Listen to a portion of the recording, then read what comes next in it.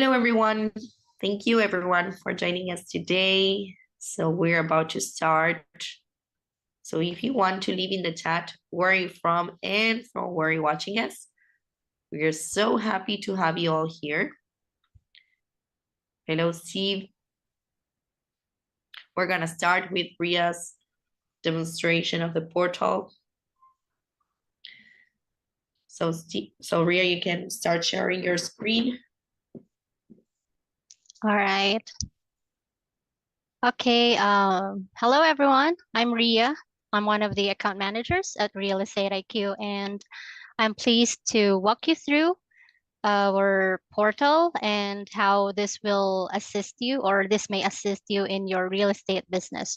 So this is our portal, our website, realestateiq.co. So in here, you will see our solutions and our services, or the services that we offer.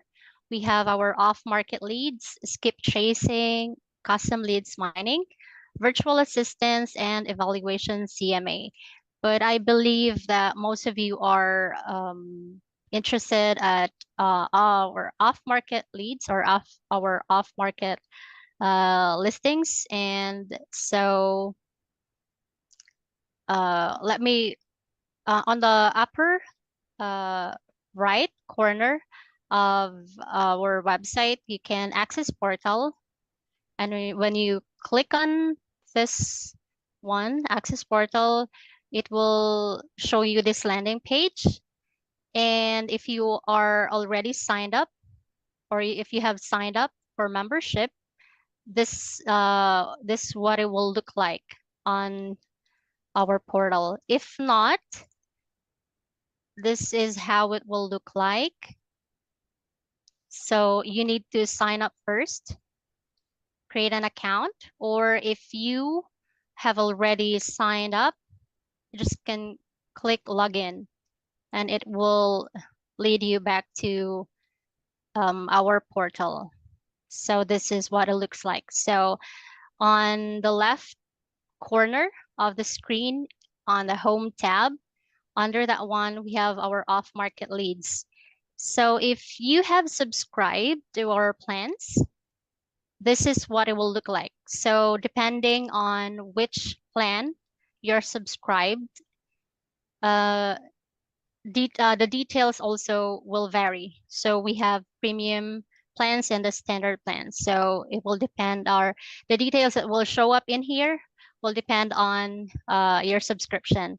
So our off-market leads have this listings, pre-foreclosure, probates, airship, tax sale, eviction, divorce, and among others. So let's say you are subscribed to Allstate, Texas, and you will get all these cities and counties. And you can also search to get the leads. You can search and you can apply filters.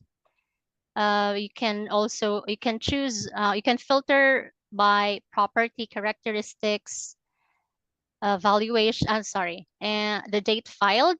So you can filter whichever date or the data has been uploaded on our portal. So in here we have March 20 until April 19th. You can also filter by auction date, the date and time when the property sale will take place. Or if you're interested, you can also filter through date on the document was filed in the county recorder's office or in the courthouses.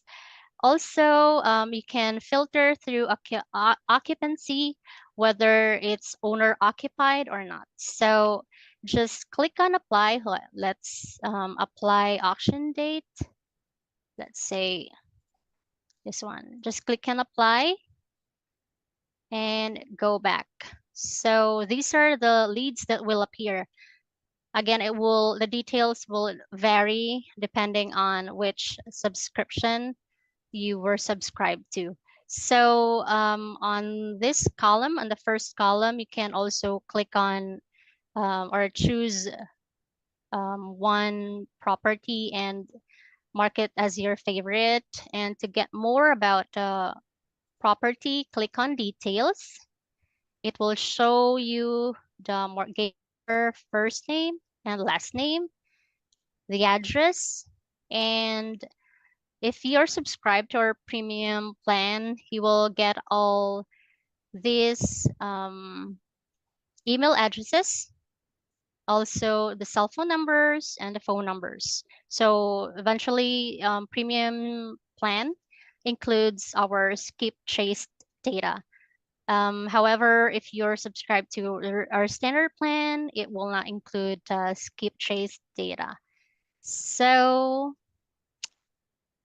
all right, let's go back to our home tab. Aside from the off-market leads, we also have their contact us. You can contact our team. You can ask questions, create a ticket, and we will assist you with whatever questions you have in mind. Also, we have here our plans and pricing. So we also have our FAQ, our frequently asked questions, everything that you need to know with our services and our products. You can find answers in here. And also we have here our academy. So these are pre-recorded trainings and webinars. These are different from the events that we have on our website. So yeah, um, that would be all. Thank you for listening. And I believe if you have for additional information, or if you wanted to book a one-on-one consultation, I believe there would be a pop-up message that will appear on your screen right after this demo. So yeah, thank you, Maria. Thank you so much, Ria. It was an amazing demonstration. So I'm gonna move forward with the real estate IQ presentation. Okay, so give me 1 second. Okay.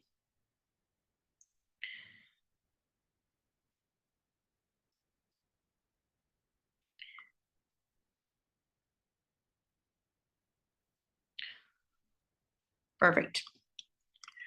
Okay, so welcome everybody. We are so happy to have you here today. So let's get started. So for the ones that haven't heard of us before, we have more than 500 webinars hosted, more than 12,000 registered attendees, and more than 100 keynote speakers. So let me tell you a little bit about us. Who we are a lead generation software and solutions company focused on helping real estate investors kickstart their businesses. So we strive to become the platform and resource to help them achieve their real estate dream. So what do? We provide real estate solutions to make deals come true. We offer a suite of lead generation automation tools, educational content, and additional services to the real estate industry to help entrepreneurs kickstart and grow their business. This is the streamline of our solutions. So we offer off-market leads to find the precious data mined straight from the card houses daily on our data portal. We also offer you events, re-education led by experts, and training on our solutions. Skip tracing, get homeowners contact information effortlessly. CRM, perfect to track listings and marketing campaigns. Virtual assistants, virtual support for administrative tasks, customer service, and more. FIRE, personalized financial checkups and consultancy.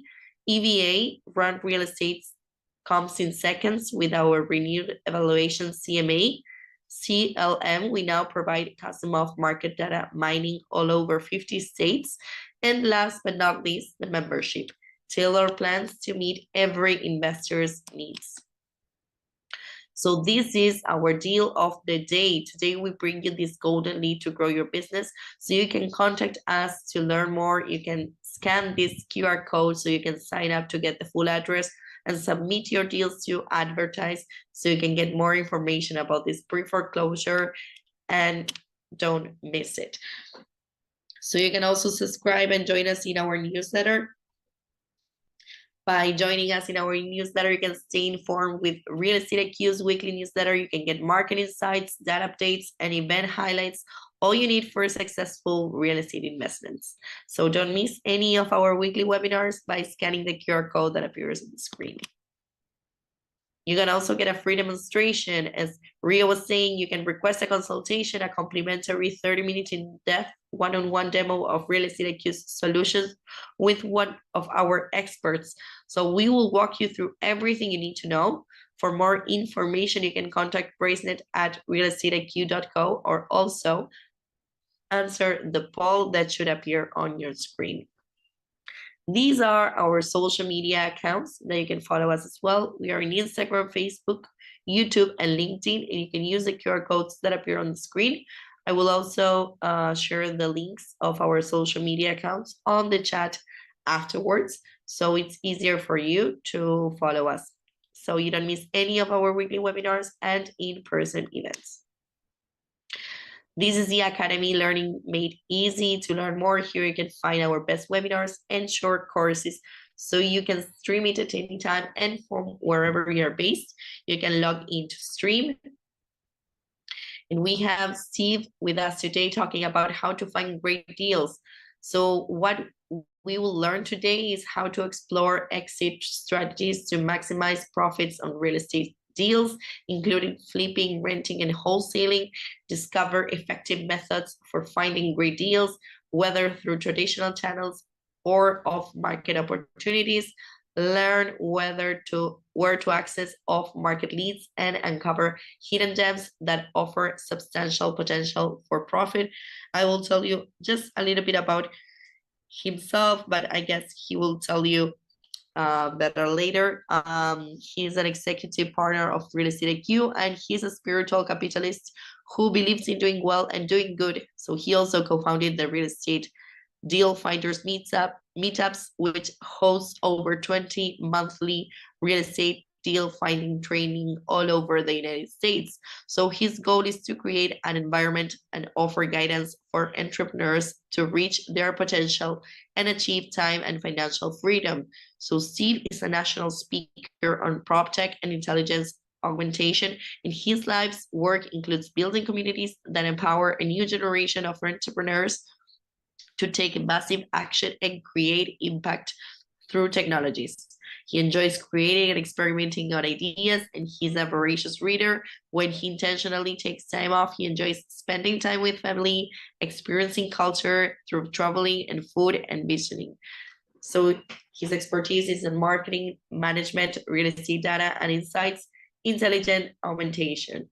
So thank you, Steve, for sharing your expertise with us. We're so thankful to have you with us today. As always, I'm gonna change you and move you as a panelist, so you are able to share your screen. Welcome,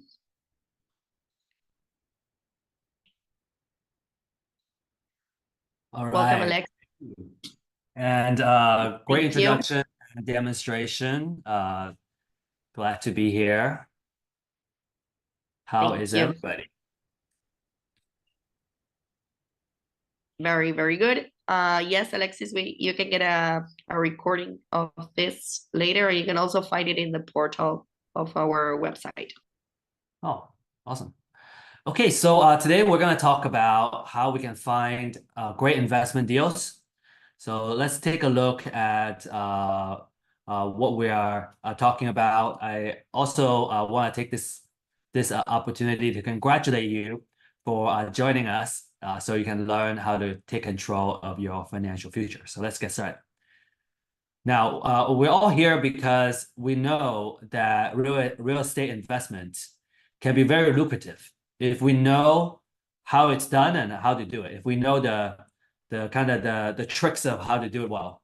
And you probably personally know somebody who has invested in real estate and they have made big profits on some deals and they have built some substantial wealth.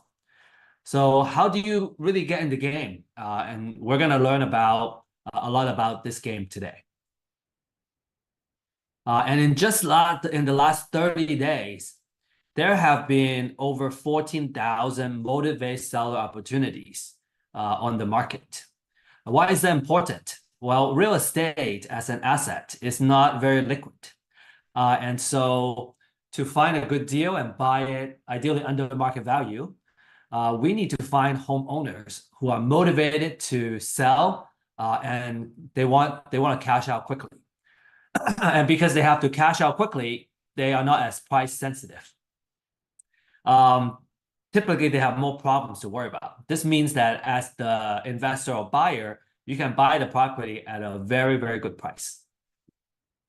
And if we look at the pre-foreclosure, there are almost 9,000 new opportunities in just the last 30 days. And every single month, there are new properties going up on foreclosure. So we call this the pre-foreclosure gold mine. And pre-foreclosure is one of those cases where the owner really, really needs to sell because they are facing foreclosure and either in the coming month or in the next week. So they're very, very motivated. They're almost in a desperate, right? They're in a desperate situation because if they don't sell, their house is gonna go on the auction foreclosure anyway.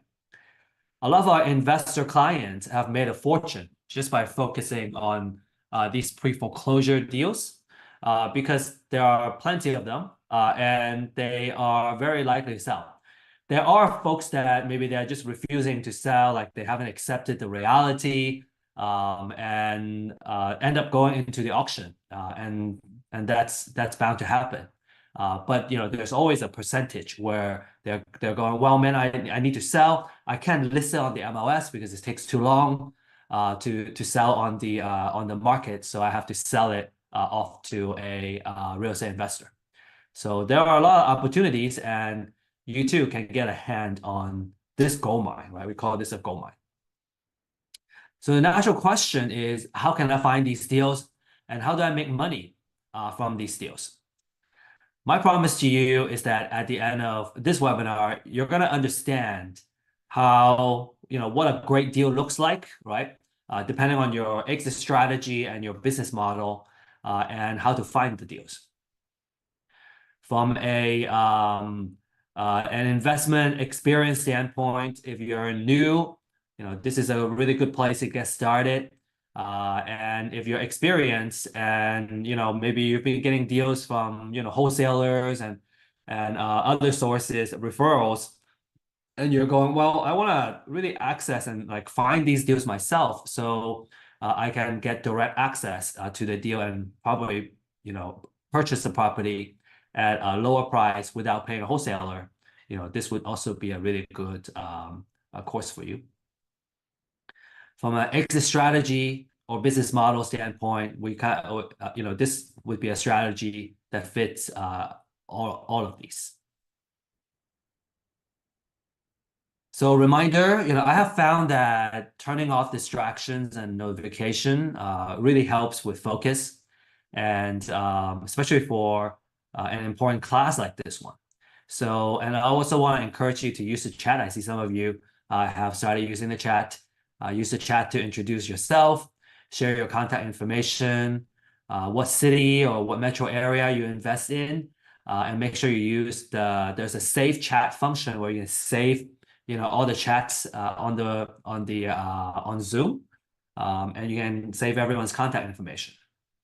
I want to really stress this because making an effort to connect during this Zoom session, and then you get a follow-on meeting after that, maybe meet up for coffee or whatnot, tends to really work out for folks that are seeing real estate investment as a potential future career, or if you're already seeing it as a career. Over the years, people who network in the same classes tend to end up pulling their resources together. We buy a deal together, partner up, or just partner up on deals. So make sure that you take advantage of everything, right? You're already here. The more present we are, the more we can get out of it. There are some folks, maybe they're distracted. They're driving and they're trying to listen. Kudos to that. If that's the best attention you can pay here, great. But if you're, just fully present, right, you're utilizing everything that's on here, you're going to end up getting more out of this session than the folks that maybe are a little more distracted. So make sure that you make quality connections. Quick disclaimer, this is for educational purposes only. Always do your own due diligence when you purchase a deal. And we don't offer investment, financial, or legal advice. So we're just sharing what we know today. I'm going to skip my intro. Basically, just kind of during the course of growing real estate IQ, I have acquired, a lot of knowledge in data, how live data, different things that happens to people. And because life happens and it's so powerful, right? When life happens, we have to make a lot of changes in our lives. And a lot of times we feel like we don't have control. There are times where even I myself have gone through some life changes and I just had to cope with it. And I thought that's a really powerful data because as a marketer, if I know someone is getting married, I can pretty much predict that within like 5 years, they're gonna have a kid and they're gonna need to upsize their house.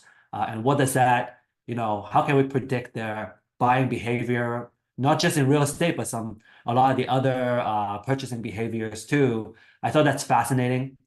And what we have, intelligence augmentation, is basically using automation and using kind of the AI to augment how we think and help us move faster.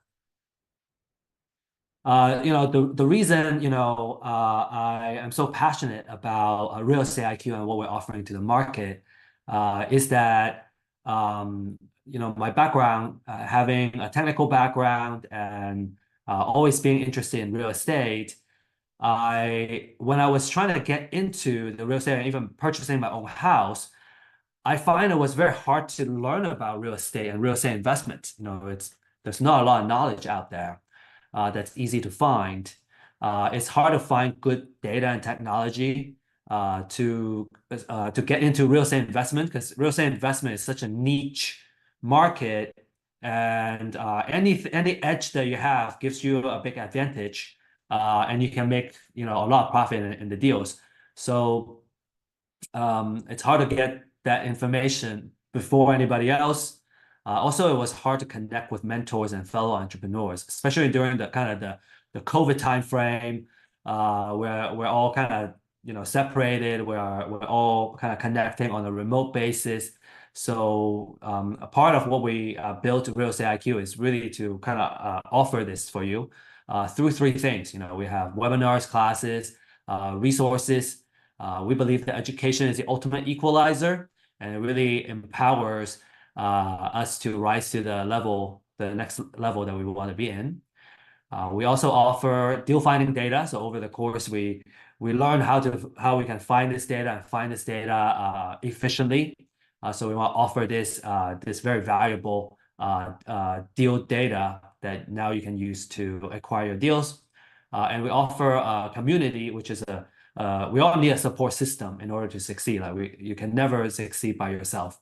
And so we have coaches, mentors, and fellow entrepreneurs in this community.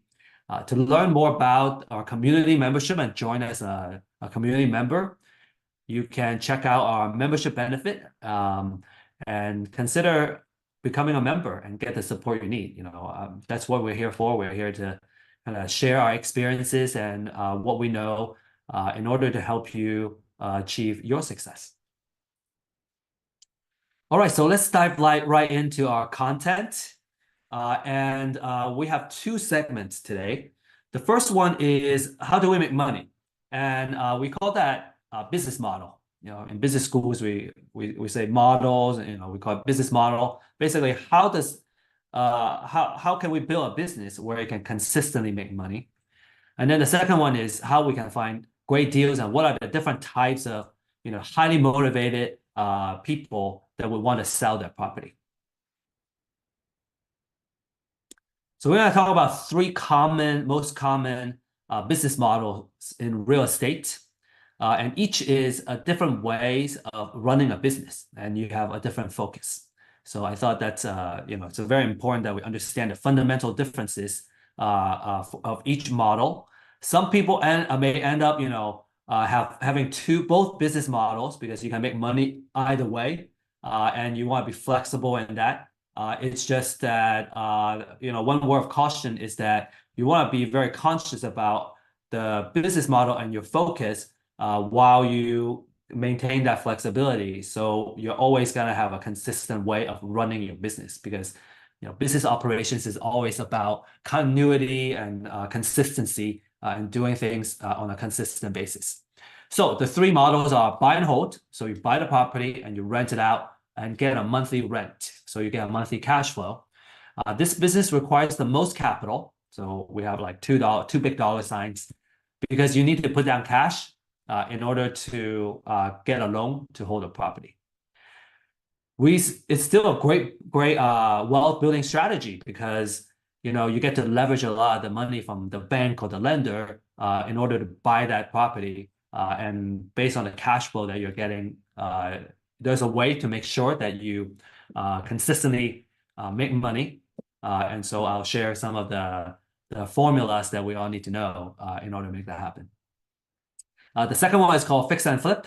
So you buy a property that's under market value, you fix it up to improve the value, make it look all pretty. We call that forced appreciation. We force it to appreciate. And you sell the finished product to a retail home buyer. This usually requires less personal capital. If you borrow money from a hard money lender or private money lender, they do want you to put skin in the game in order to lend you that money to fix up the house. So you still need a little bit of capital, even if you get financing. And the number three is wholesale. A lot of investors, when they're getting started, they get into wholesale because you need the least amount of capital to get started. You can essentially wholesale properties with zero money down, and you just need to find the deal. And basically, what you're doing is that you are running a marketing business. You're getting that deal under contract, and then you flip that contract for profit. An average wholesale deal is about $7,000 to $8,000 of profit for you. And this is, like I said, a popular strategy if you don't have a lot of cash, and because you don't need money to get started, and you can start making $7,000, $8,000 per deal. I actually just had this client that shared a couple of contracts that he closed. Three of the contracts that he shared with me, we're talking about $88,000 wholesale, $50,000, and then another like 90-some thousand dollars. So the three deals that he made, like on average, he was making $60,000, $70,000 per deal. So even for wholesale, that's a fantastic value. And we have it. We're creating the marketing material to kind of share those details to you. The actual contract is quite long, but I just got it last week, and we thought, wow, what a great success case. And he has been using our product ever since he launched his wholesale business. So let's talk about buy and hold. So for buy and hold, we need to understand the 1% rule of thumb, right? So there are a couple of important rules of thumbs in real estate investments. And if you follow those rule of thumb, 99% you're not going to lose money. You're always going to make money. So the 1% rule of thumb says that our monthly rent needs to be 1% of how much we put in the house.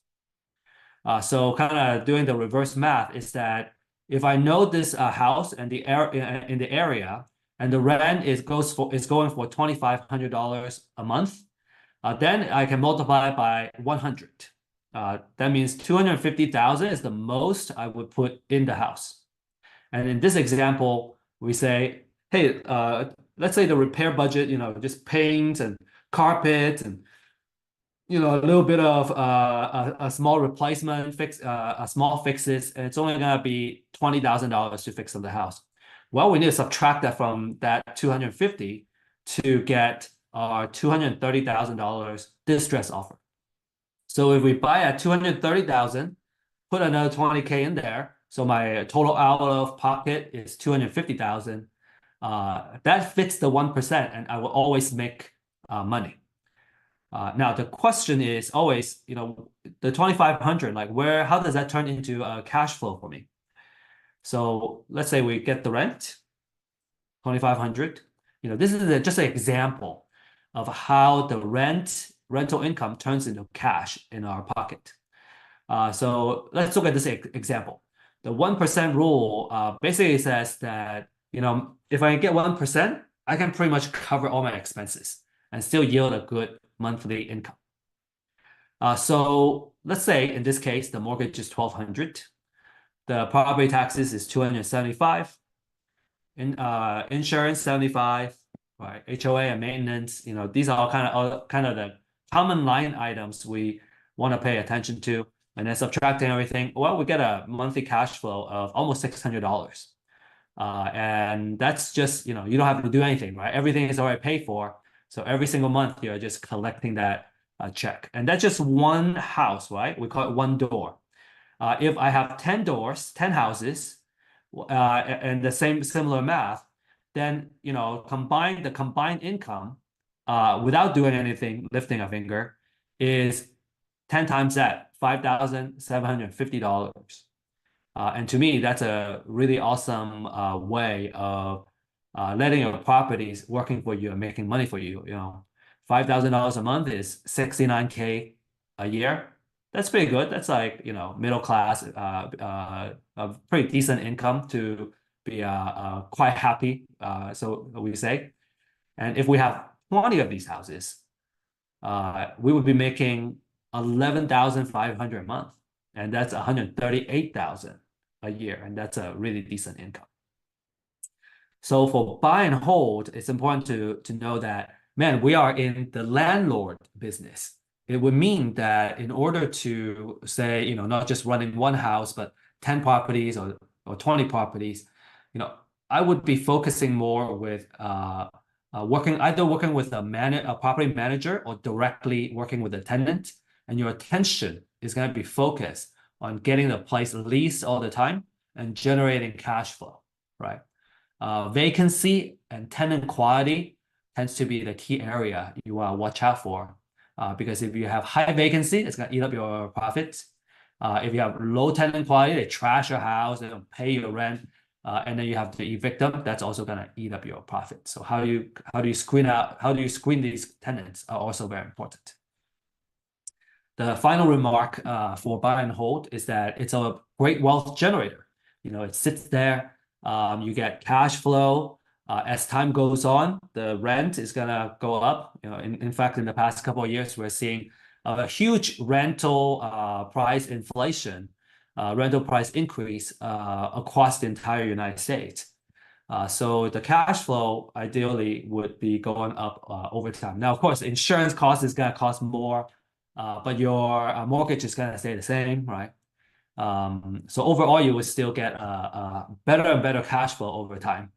And then appreciation, you can hedge against inflation, as the government is, with all our legislation and the acts that lowers the interest rate and kind of basically printing out money. Well, if I hold cash, I'm going to lose out because there's more and more cash that's being printed out. So by holding real estate as an asset, I can take advantage of not just the natural appreciation, right? So when there's more cash out there, everything is worth more, and it's going to rise up, with that. And I talked about forced appreciation, which is what happens when you fix up the property and increase its value, and you force the property to increase in its value. Tax savings, you have depreciation on the property. The interest is a tax write-off, and you have operating expenses that you can write off.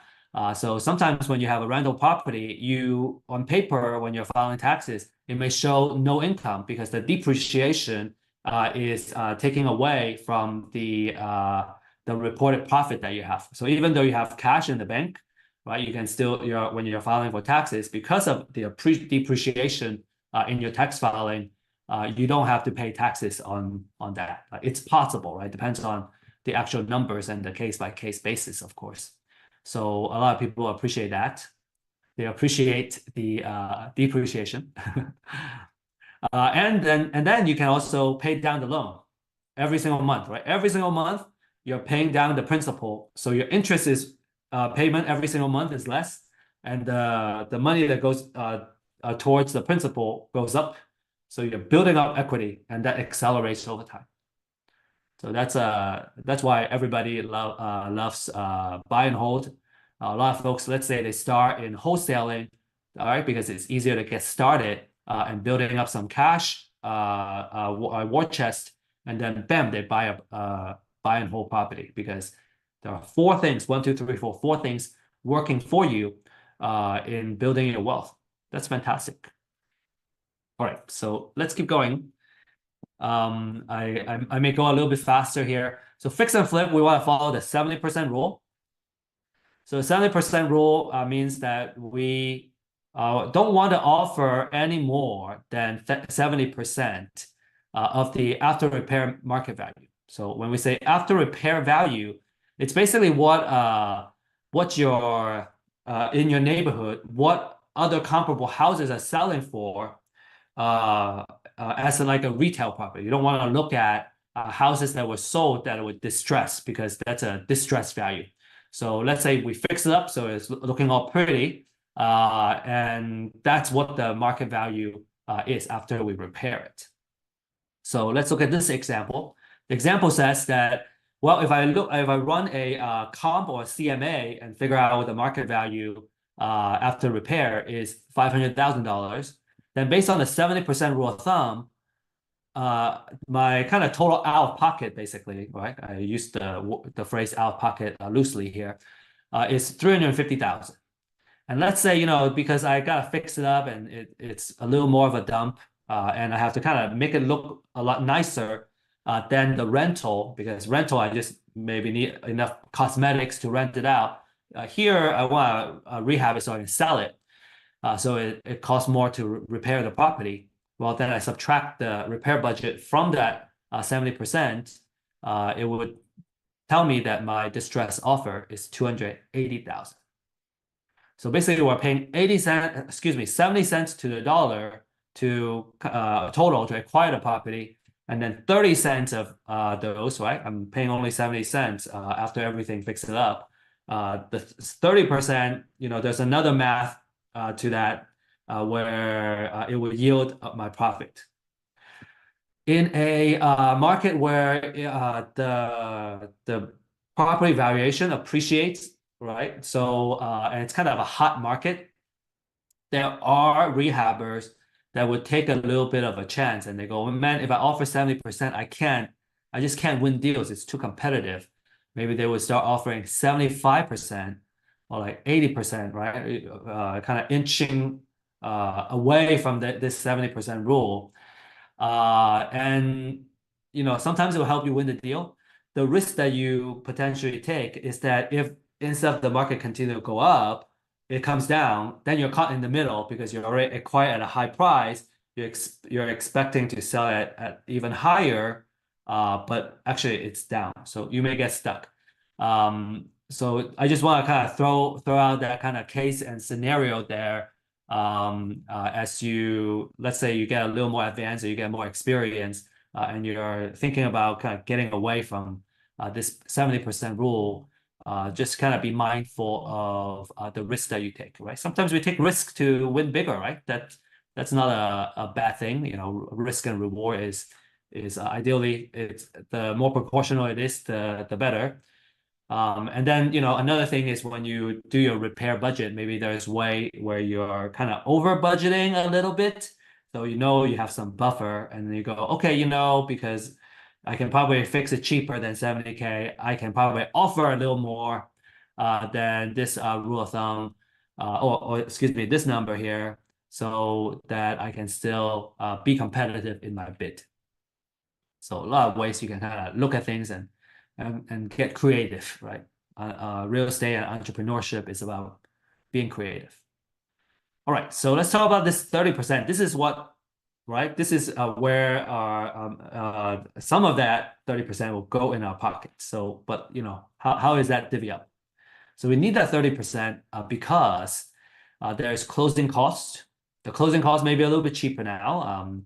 It's not necessarily a 6% anymore. We just had this new court case that talks about, man, you know, instead of paying 3% commission to a buyer's agent, maybe you can negotiate a different number.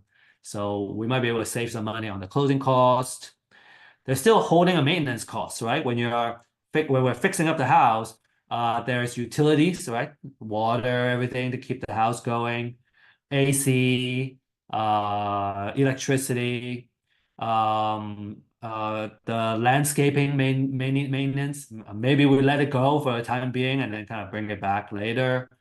But there's still insurance costs, right? As a holding cost. So every single day, the house that's being fixed, it's burning cash. So there's a daily burn in the house when we're rehabbing property. We want to be kind of very cognizant, like, man, if there's a 1 day delay, well, you know, I'm burning $500 a day. So, you know, it's not being fixed, like it's eating up $500. Right? It's being budgeted here, but being conscious about that when I'm fixing up the house, that's helpful. And then if we take financing from a hard money lender or a private lender to fix the house, there will be financial cost. And so after everything, that's still a very nice, you know, in this example, right? A theoretical example, a $90,000 profit. And that's a really fantastic return for just one project. And a lot of folks, they maybe just do one project every 3 months or 6 months. That's a good, very good income. So in the fix and flip business, you are in the construction business, right? You're fixing up the house. This means that most of your attention will go toward rehabbing the property. You want to make sure the rehab project is on time, on budget, right? If there's a cost overrun, you know, over more than your rehab budget, it's gonna eat up your profit. If there's project delays, it's gonna eat up your profit. Managing the contractors, right, effectively is gonna be crucial as well for this piece. If there are questions, I welcome your questions. I'll address your questions towards the end or during intermission. All right, wholesale. When I'm wholesaling, I'm selling to an investor. So step one is to acquire the distressed property. And then step two is to sell it to either a buy and hold investor or a fix and flip investor. And wholesale is a very popular business, like I said earlier, because you don't need a lot of capital to get started. And what you need is you need to invest in your marketing. You know, at the end of the day, wholesaling is basically a marketing and acquisition business. You want to get really good at acquiring properties. And, you know, to this day, it seems to me that when you get a good deal, it's not that hard to sell the property, right? The challenge remains in the acquisition of the property, at least in the market today. Right? It's been like this for the past like 10 years or so. You make your wholesale fee by selling to an investor. You want to pay a lot of attention to marketing, acquiring a property at the price where you can make your wholesale fee. I was going to comment also that a lot of investors, when they was just starting out, they buy deals from wholesalers first.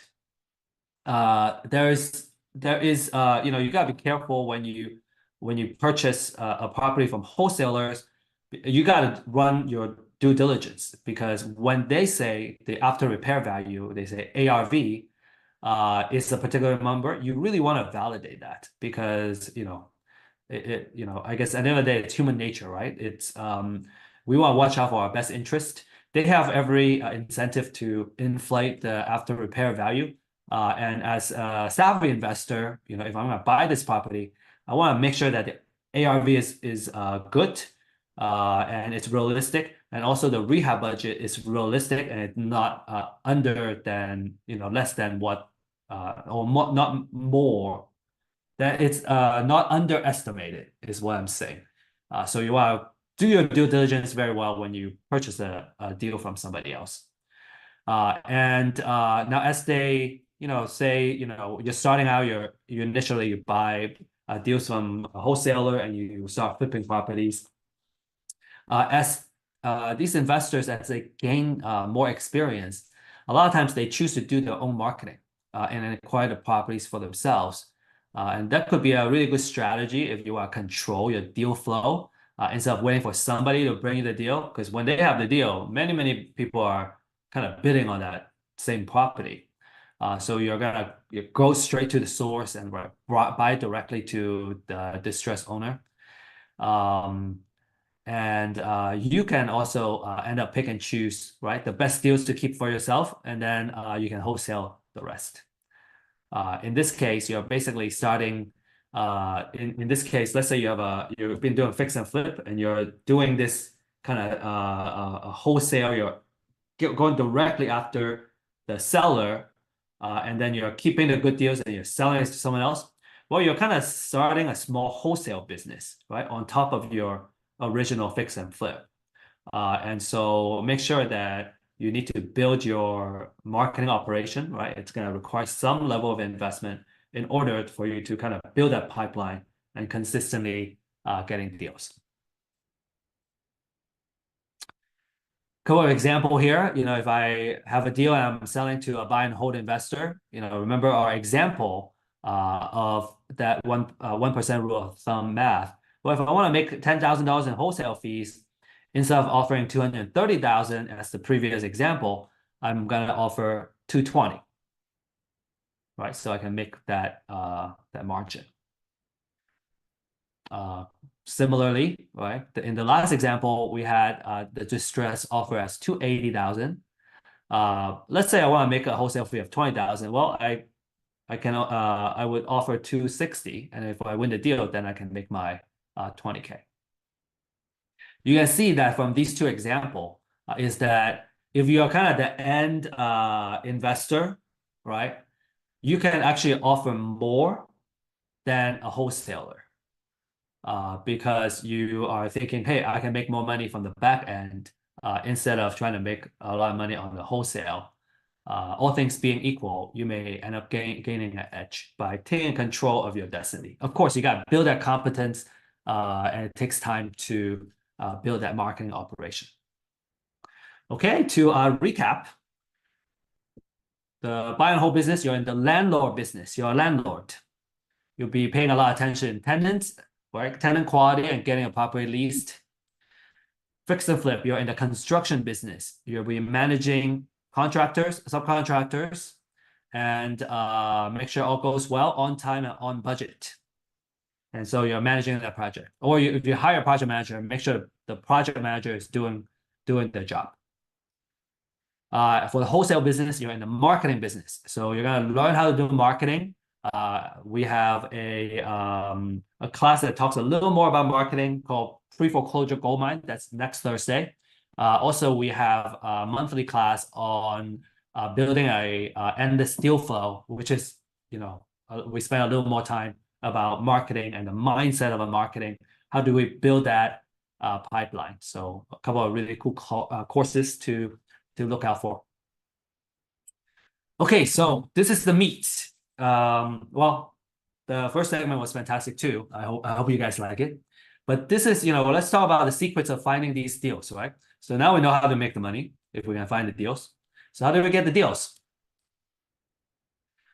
The secret is motivate sellers.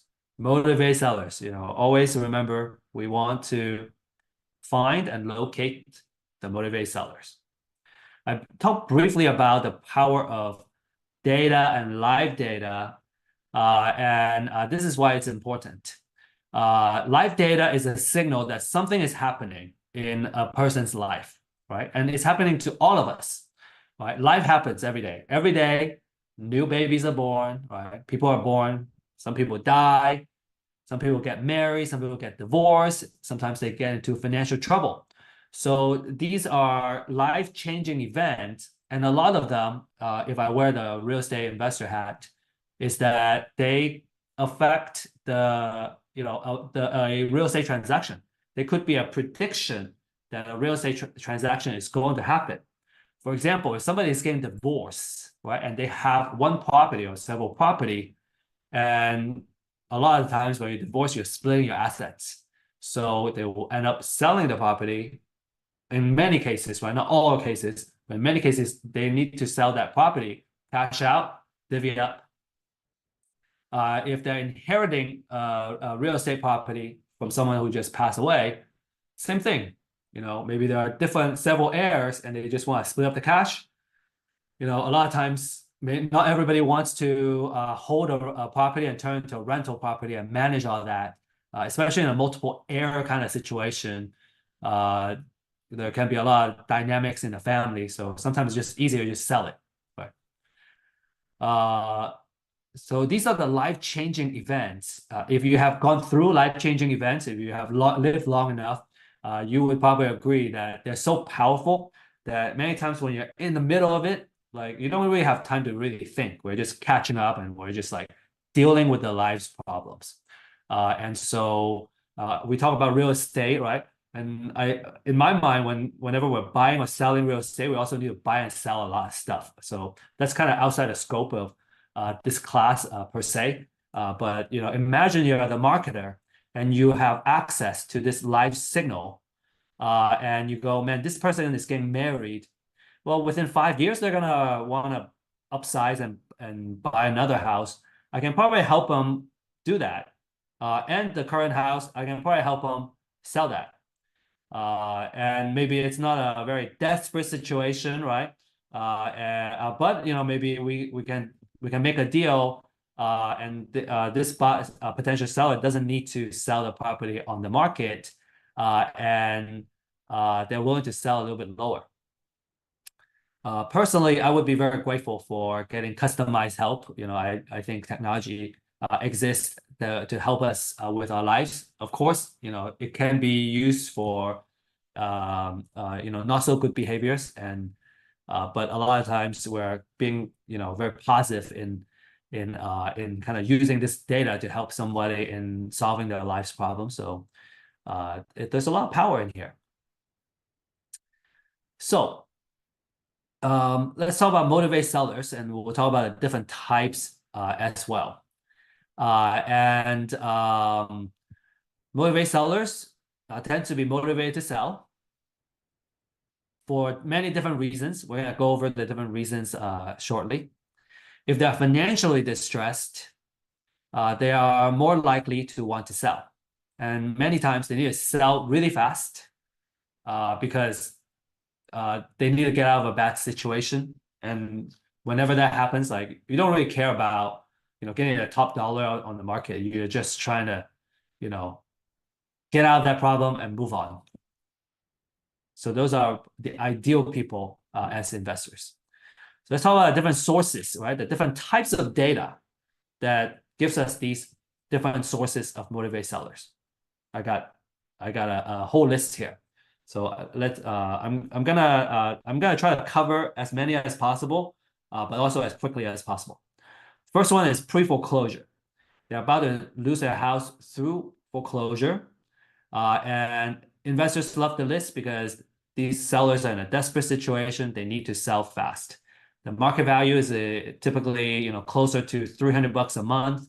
They usually sell by county. So if you want to cover the whole metro area that you're in, which is usually several counties, it gets pretty expensive. Some are even selling for more than like $200-300 as well. So, but this is the cheapest type and the most effective. We have a very popular class I mentioned, how to build a consistent deal flow that lets you that talk about how to put together a marketing campaign. Okay, so Real Estate IQ, we also offer disruptive pricing. So we're going to show you a little bit of that pricing towards the end. Make sure you schedule a consultation and see how awesome these leads are. Oh, I want to talk about the appointment of substitute trustees. A lot of savvy investors, they're going, well, if they hit the pre-foreclosure, obviously they are very desperate, but there's not a lot of time to market to them. So how can I build trust and kind of build a marketing campaign, if I can reach them a little bit sooner, I can build trust ahead of everybody else. That's gonna give me the edge. And so the solution is called the appointment of substitute trustees. It may not be available in every market, but if it is available, we can offer that. And basically what happens is a lender would typically name a local trustee before filing for foreclosure. So that appointment of a substitute local trustee is a signal that goes, this house is gonna go into foreclosure very soon. And sometimes they may file it together too. It's kind of weird. Maybe there's nothing, maybe it just happens at the same time. Usually it is one ahead of the other. So it gives us more time to market to them. It gives us a leg up. Okay, second type is called probate. And probate basically is they're inheriting the property. Now the property needs maintenance and a lot of stuff if we're not living in the house. So that leads to a lot of headache. It costs money to maintain the property. The market value is over $3 per lead. It can be very expensive. Because a lot of these houses, let's talk about how valuable these properties are. When they're inheriting a house, typically the person that passes away has lived a long life and they had a long time to pay off the property. So it's either already paid off or it has a tons and tons of equity in the house. And these heirs, they usually are not that price sensitive. They want to they want to sell and move on. And so it has a lot of equity to make it a really good win-win situation for us. So an effective marketing campaign start with at least 100 leads. I would think even a little more. So, budget about $300 or more to market to these probate leads. Another one is called evictions.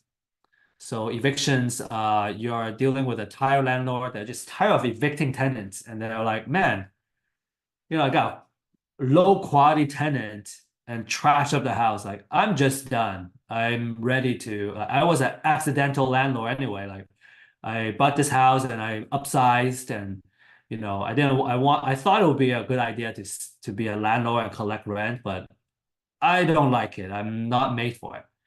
So a lot of people find a lot of success in marketing to these tired landlords. Another scenario, which is kind of a jackpot scenario, is that you are marketing to a professional landlord. They have a portfolio of, 20 properties, 50 properties, and they just are ready to cash out. And if you are able to kind of hit that situation, you can get in the middle of the deal, and we can work together and we can acquire that portfolio at a good price. So that's where when you have a strong network, that's very important. We can help. Now it's divorce. Kind of talk about that. They want to cash out, split up the assets. There's also motivations such as owing taxes.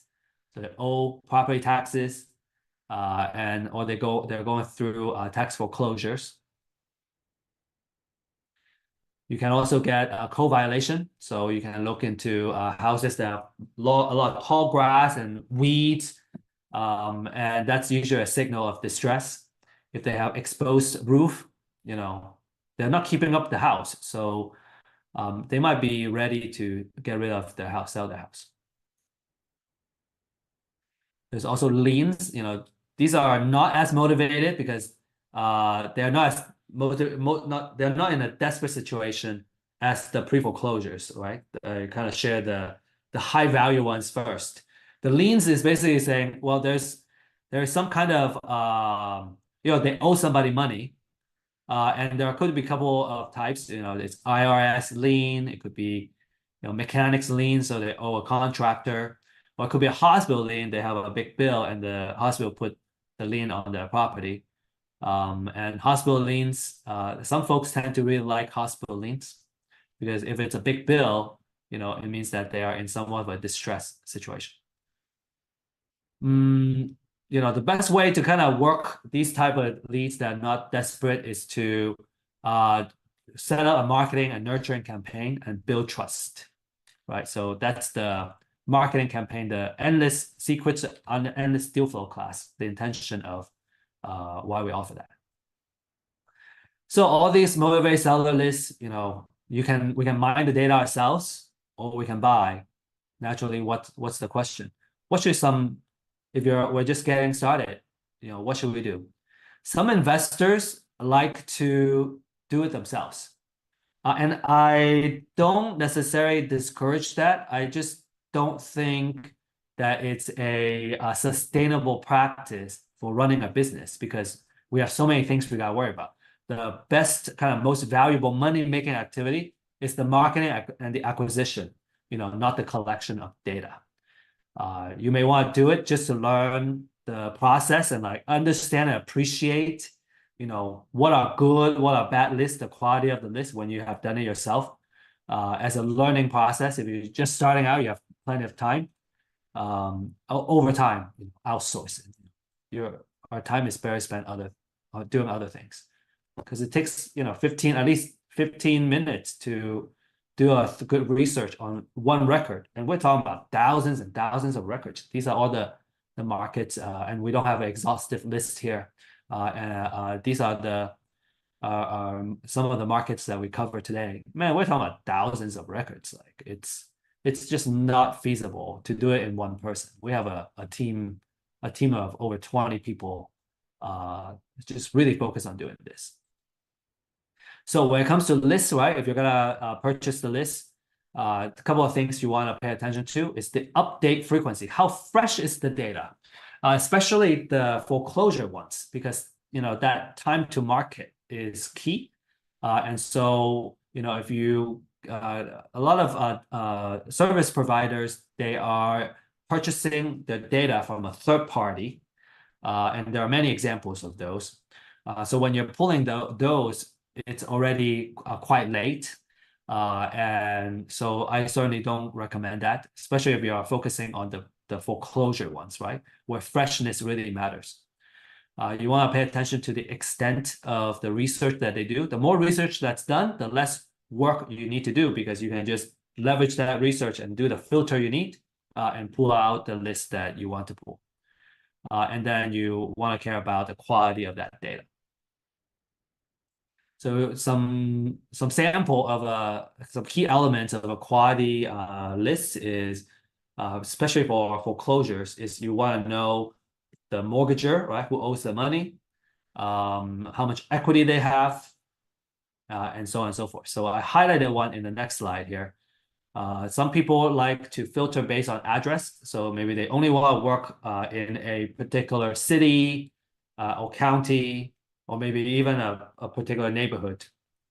You want to look at the equity percentage. If it has high equity percentage, there's a lot of equity for you to negotiate a win-win deal. Another potential, aside from equity, is ownership. A lot of people like looking at non-owner occupied, because if they don't live in the house, they're more likely to want to sell. They don't have as much ownership pride. So I want to talk about this, is that when we are narrowing down, let's say we got a list of 1,000, right? 1,000 of these leads. Does it make sense to market and just go straight to 1,000? Or does it make sense to filter it down to maybe like 100 and really focus on those 100? I would say that, a lot of the times, the one concept is called a marketing budget. So let's say I have $1,000 marketing budget, right? And there's 1,000 leads I want to market to. Well, I can only spend $1 per lead. And so I can't do much. I can't even buy 2 stamps these days for $1. So if I'm gonna send them a mailer, I can only send 1. So it's very limiting on how much I can invest per lead. Versus if I can kind of filter this down to say 100, well, now I have $10, right? Because remember, I have $1,000 budget to market to 100 leads. I can afford to spend $10 per lead. So now I can get more creative. I can send a couple of mailers. I can send them a small gift, if it makes sense, and send them emails, texts, and do a whole lot of other things because I have a bigger budget per lead. So we usually recommend people to, filter down to the ones that you really want, and then you can really focus because at $10, if you're spending $10 and your competitor is only spending $1 per lead, well, guess who's going to win? You're going to be more likely to win because you're doing you're spending 10 times, you're outspending your competitor. Okay, so to recap, we talk about how to make money, what we call business models. We talk about how to find deals and where to get these off-market leads. So usually kind of the next step that people ask about is how do I get started? Well, we recommend that you start with getting a pre-foreclosure list. We call it the golden list. And the more information, the better. We have seen a lot of success cases in pre-foreclosures. So I think we can find a lot of success just getting started with that.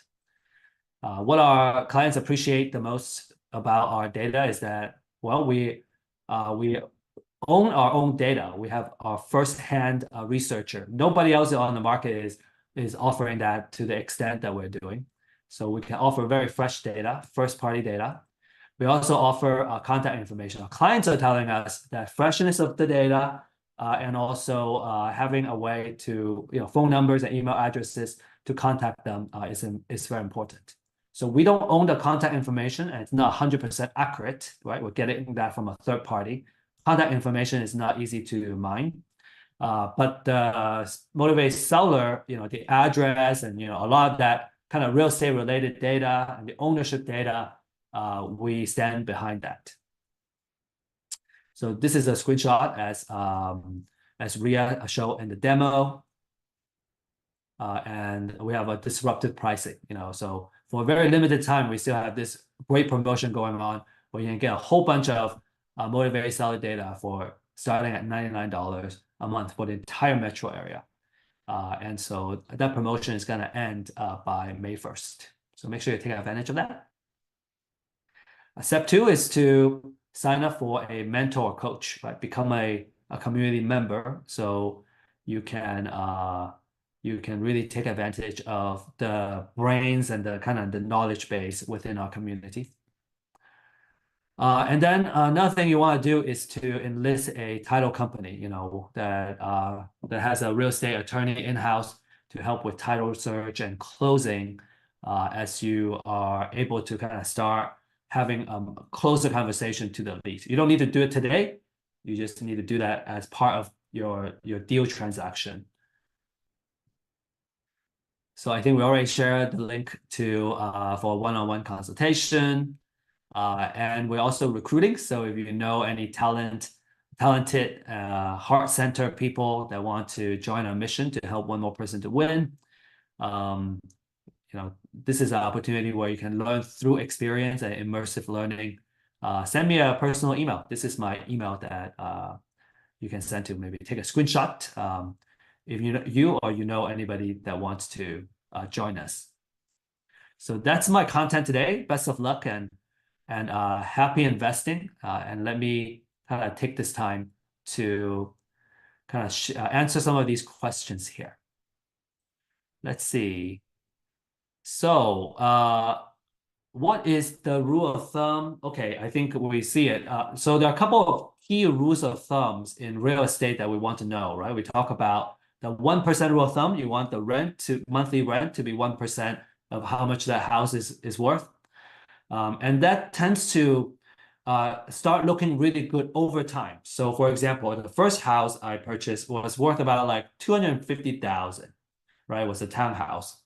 And we lived in there for a while, and now because we got that mortgage locked in back in the days, about 10, 15 years ago now, now we can actually rent it out for quite a bit for over 3,000, so almost 4,000. So there's a big, kind of 4,000 minus, it's a lot more than 10% of the 250K, which is 2,500. So that has been a really good investment decision for us. Retrospect, before when I looked into it, you know, kind of at that time, I was like, man, kind of apprehensive. Don't want to take the risk.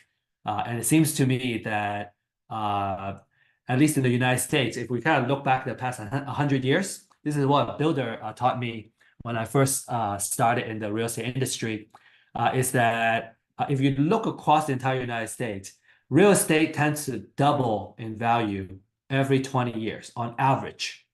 And that's on average. If you're in a popular metropolitan area, right, or in a state that's growing population, it appreciates faster. And kind of with that advice, like I also personally have experienced that now, where kind of being able to kind of getting into real estate is a really a good way to build our wealth. So wanted to maybe kind of express it and kind of share some of that personal experience. It's always, they say it's never the best time to invest in real estate was 10 years ago, and the second best time is today. So make sure you take advantage of that. Okay, what's included in the financial cost? And this is the slide when we were talking about fix and flip, and we talk about, you know, just like really briefly what the financial cost look like. Well, if I'm gonna get a private loan or a hard money loan, there's usually a loan origination fee that they charge. So 1 or 2 points of how much you charge. So let's say we borrow 300K and it's 2 points. Well, that's $6,000, right? And then in addition to that, it's the interest cost. So those are kind of the major components. Maybe there's little fees here and there, right? Depending on the company that you work with, maybe it's appraisal fees, and so on, so and all that. But they're not that big. Kind of the big one is the loan origination fee, and the interest. So great question. I appreciate the question. So that's our time today.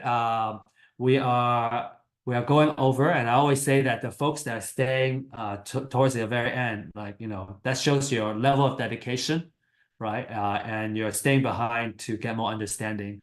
When I was first getting started, I always stay behind and kind of hang out with the speakers, or just kind of try to absorb as much as I can. And I think that attitude really kind of puts people apart over time. So I want to congratulate those that are staying behind and kind of showing your dedication. Enjoy your investments and enjoy learning. And we hope to work with you very soon. So appreciate it. Have a great Thursday and the rest of the week. Thank you, Steve. Thank you for sharing your expertise. I congratulate you. And thanks once again for sharing this amazing webinar with us. Hope you have a wonderful Thursday, everybody. Bye-bye.